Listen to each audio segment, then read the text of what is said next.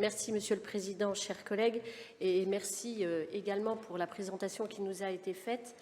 Alors effectivement, ce matin, vous nous réunissez en session extraordinaire afin de débattre en cette Assemblée de l'avenir des départements de France, de la place des départements dans les prochaines années. En tant que président de l'ADF, vous avez proposé que chaque département puisse débattre dans la perspective du Congrès national de l'ADF qui aura lieu en décembre prochain. Le fait que l'élection présidentielle se tienne en avril prochain contribue à ce que chaque association d'entités territoriales puisse participer activement au débat en présentant des manifestes aux candidats. C'est une pratique habituelle que nous constatons et que nous approuvons. Les enjeux d'une présidentielle sont importants, surtout pour nos concitoyens, qui rencontrent des difficultés au quotidien afin de vivre dignement.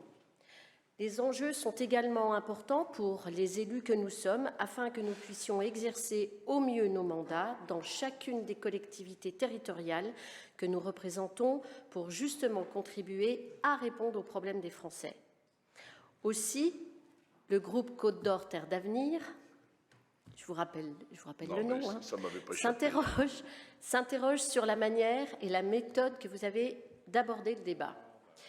En effet, dans les différents écrits, commentaires, interventions que vous faites, vous proposez rien de moins que l'élaboration d'une nouvelle loi de décentralisation avec les départements au cœur de la démocratie locale. C'est comme ça que vous le dites. Oui. Aussi, nous nous interrogeons à nouveau sur la manière d'élaborer cette loi de décentralisation que vous appelez de vos vœux. Peut-on sérieusement envisager de la construire entre nous, élus départementaux ? Ne devrait-il pas y avoir un travail plus collectif qui associe les citoyens, les experts, mais aussi les élus des autres collectivités, voire même du Sénat ? Une nouvelle redistribution de compétences, qu'elle soit justifiée ou non, se fera forcément en faveur de certaines strates ou aux dépens d'autres. Associer des élus des principales collectivités de notre territoire nous aurait donc semblé très pertinent. À minima, vous auriez pu associer les maires, donc les communes, et l'AMF, puisque vous défendez l'affirmation ou la réaffirmation du couple département-commune comme le cœur du vivre ensemble républicain. Couple qui écarterait donc d'office les régions et les intercommunalités. Non. C'est un peu ce qu'on entend, et notamment dans ce qu'on a eu comme document. Que pense Carole Delga, présidente de l'Association Région de France, ou Renaud Muselier, son président délégué, de la phrase qui qualifie les régions de trop éloignées des réalités locales ?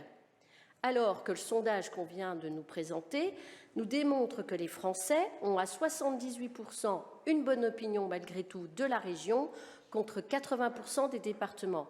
Avouez quand même que la différence est maigre. Il nous paraît donc nécessaire d'engager une discussion saine avec les autres collectivités sans afficher en premier lieu que le département a une position hégémonique et sans que l'on ne comprenne très bien pourquoi ce serait le cas. Permettez-moi, Monsieur le Président, d'interroger notre Assemblée sur un point.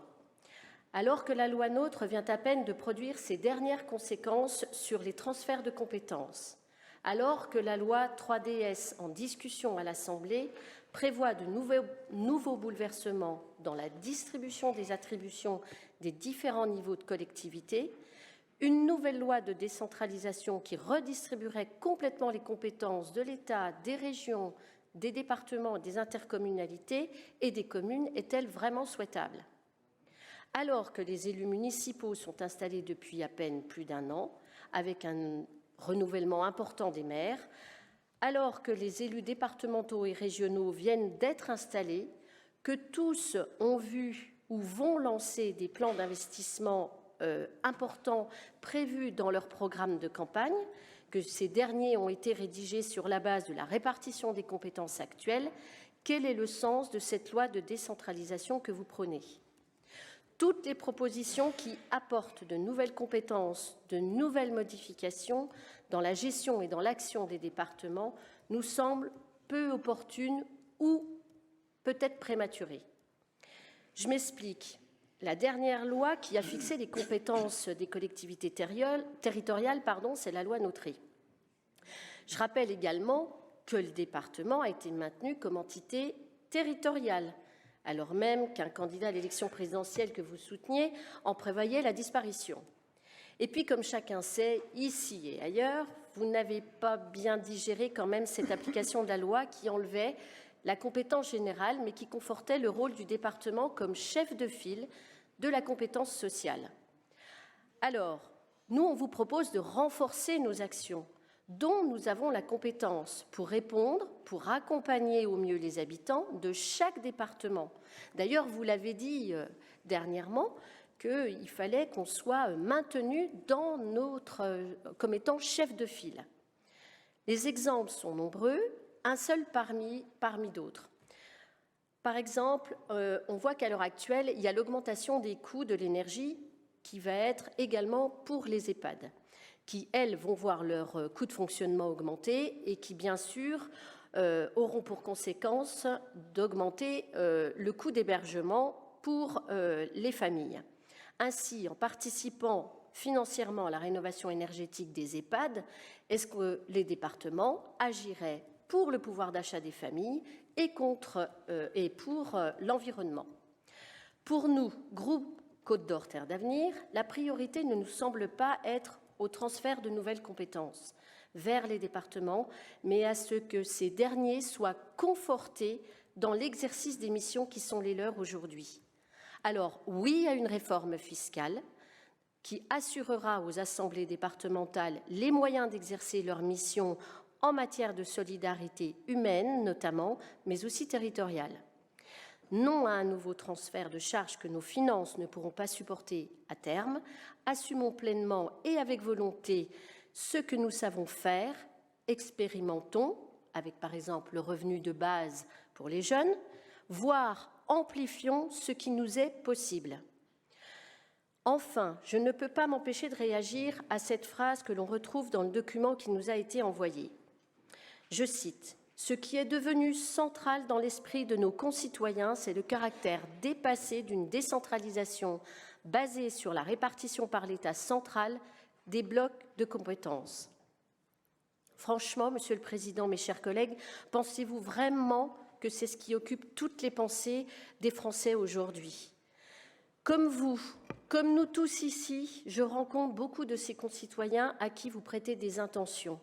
Et nous en avons tous rencontré beaucoup il y a quelques mois. Mais qui ici peut affirmer que la question de la décentralisation est centrale pour nos administrés?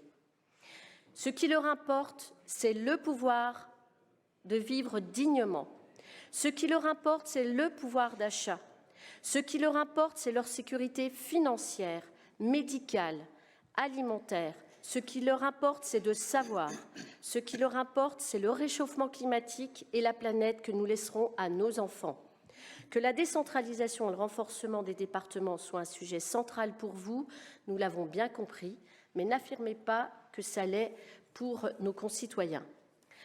Ainsi, voilà, Monsieur le Président, ce que nous pouvions apporter comme remarque, contribution à votre débat, qui reste ouvert à l'ensemble de cette Assemblée et qui fait l'objet de cette session extraordinaire. Chacun pourra s'exprimer. C'est en gros ce que nous pensons de ce débat aujourd'hui et de la place des départements au sein des collectivités territoriales. Merci.